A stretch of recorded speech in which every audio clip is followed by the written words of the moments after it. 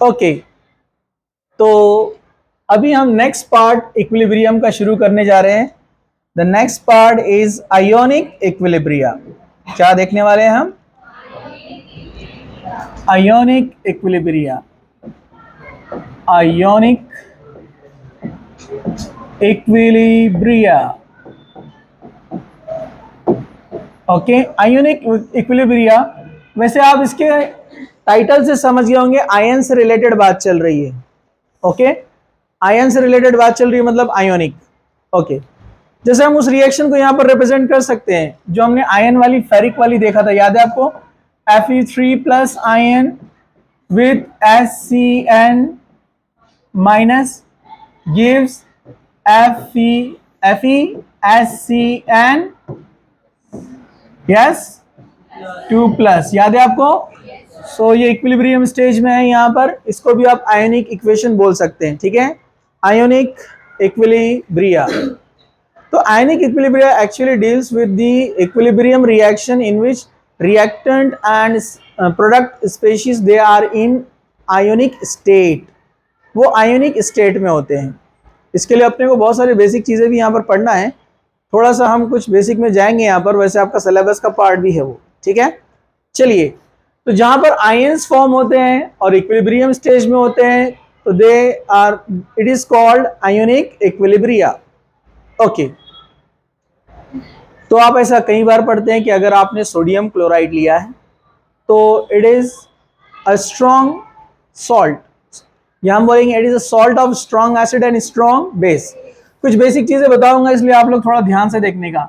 अपने को पता है NaOH is a strong base, वैसे मैं उसकी लिस्ट आपको बताऊंगा। प्लस अगर हम लेते हैं HCl is a strong acid, तो इनसे जो बनने वाला जो सॉल्ट है यानी NaCl, मतलब sodium from NaOH and Cl from HCl gives NaCl plus H and OH it gives H2O.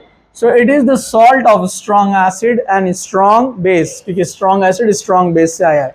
When this sodium chloride is solid, ये solid होता है, but this sodium chloride is dissolved in water, it forms Na plus aqueous plus OH, sorry,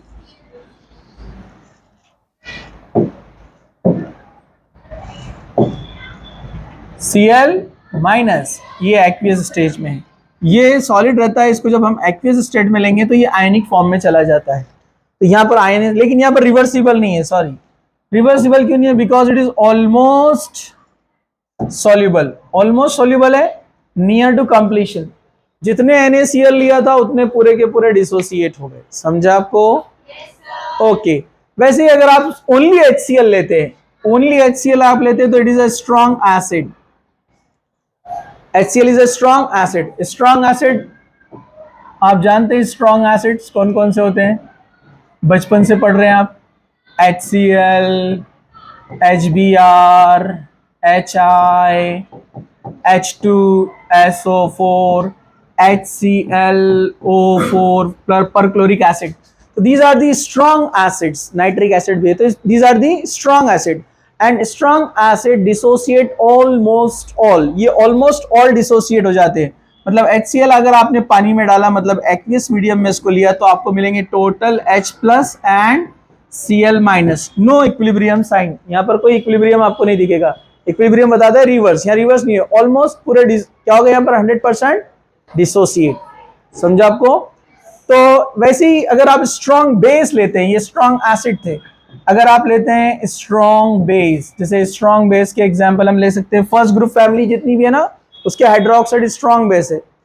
अपना लीना की रब से फरियाद, तो आप वो जो लेंगे वहां पर जैसे NaOH है स्ट्रॉन्ग बेस है, KOH है स्ट्रॉन्ग बेस है, सीजियम हाइड्रोक्साइड है, ये सब स्ट्रॉन्ग बेस है। अगर आपने NaOH लिया, पानी में डाला, मतलब एक्वियस में, तो यहाँ पर ऑलमोस्ट डिसोसिएट हो जाएगा पूरा, और ये बन जाएगा Na plus and OH minus. No reversible sign. बराबर है? तो ये स्ट्रॉन्ग एसिड बेस और सॉल्ट जो होते हैं दे डिसोसिएट ऑलमोस्ट। एक टर्म है उसका नाम है डिसोसिएशन कांस्टेंट। क्या टर्म है? Dissociation constant. उससे पहले और एक देखेंगे हम, डिग्री ऑफ डिसोसिएशन। क्या देखेंगे हम? डिग्री ऑफ डिसोसिएशन, डिग्री मतलब उसका दर्जा, मतलब कितना डिसोसिएट होता है, degree of dissociation. Degree of dissociation को जो है अल्फा से बताते हैं, अल्फा। डिग्री ऑफ डिसोसिएशन कैसे निकालते हैं? Number of moles dissociate, number of moles, number of moles dissociate, dissociate upon total number of moles, total number of moles. इससे डिग्री ऑफ डिसोसिएशन निकलता है, यानी अल्फा। जैसे मैं बोलूं कि हमने यहां पर लिया 1 मोल और पूरा 1 मोल डिसोसिएट हो गया, मतलब 1 मोल मतलब 6.023 इंटू 10 टू पावर 23 मॉलिक्यूल्स। इधर पूरे बन गए H plus ion 6.023 into 10 to power 23, ये भी बन गए 6.02 इंटू 10 टू पावर 23, मतलब पूरे 6.02 इंटू 10 टू पावर 23 डिसोसिएट हो गए। तो ऊपर भी सेम क्वांटिटी, नीचे भी सेम क्वांटिटी, आंसर क्या आएगा? 1।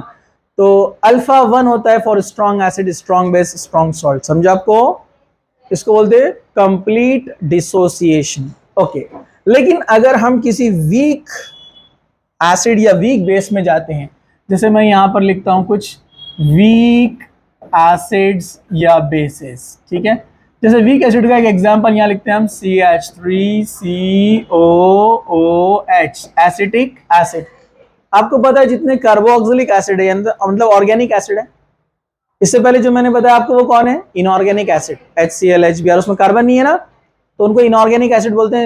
Inorganic acids are strong acids, और जो ऑर्गेनिक एसिड्स होते हैं दे आर वीक, क्योंकि उसमें पोलर नेचर कम है, कोवेलेंट नेचर ज्यादा है ना, तो इजीली H प्लस आयन नहीं मिलते, और ज्यादा H प्लस आयन नहीं मिले तो एसिडिटी क्या होती है? लेस। बस हम आगे पढ़ने वाले उसको, ठीक है।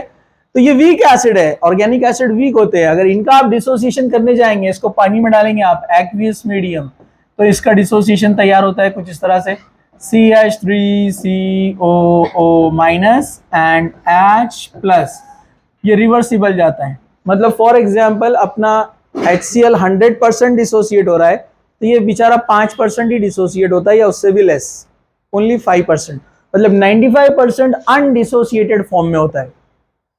ये एक्वियस का मतलब समझ रहे हैं ना आप, यहाँ पर H2O है, मतलब समझा आपको?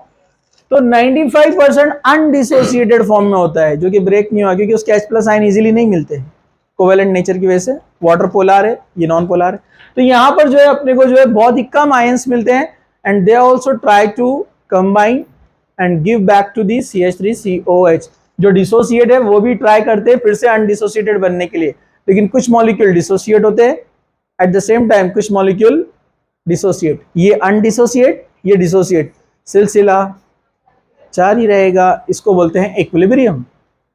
तो वीक एसिड, वीक बेस लेते हैं example NH4OH, a weak base gives NH4 plus and OH minus, ये ऑल्सो 5% के आसपास, ये भी वीक होता है।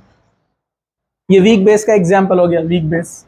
ओके, तो यहां पर भी इक्विलिब्रियम फॉर्म होगा। तो weak acid, weak base, weak salt, they form equilibrium, means they are not completely dissociate. मतलब इनका अल्फा हमेशा क्या रहेगा? लेस देन 1, क्योंकि आयंस मिल रहे हैं फ्यू और डिवाइडेड बाय टोटल ज्यादा है। तो डिग्री ऑफ डिसोसिएशन यानी अल्फा क्या में आता है? लेस देन 1, हमेशा ऐसे मिलेगा 0.0 पॉइंट समथिंग या 10 टू पावर में माइनस में। समझा आपको? तो इनका डिसोसिएशन कंप्लीट नहीं होता है, तो ये इक्विलिब्रियम स्टेज में होते हैं। Weak acid, weak base, weak salt कौन होते हैं, कौन नहीं होते, वो भी अपने को डिटेल में आगे देखना है। चलिए, तो ये इक्विलिब्रिया का अभी मैंने आपको सिर्फ ये बताया है यहाँ पर इंट्रो।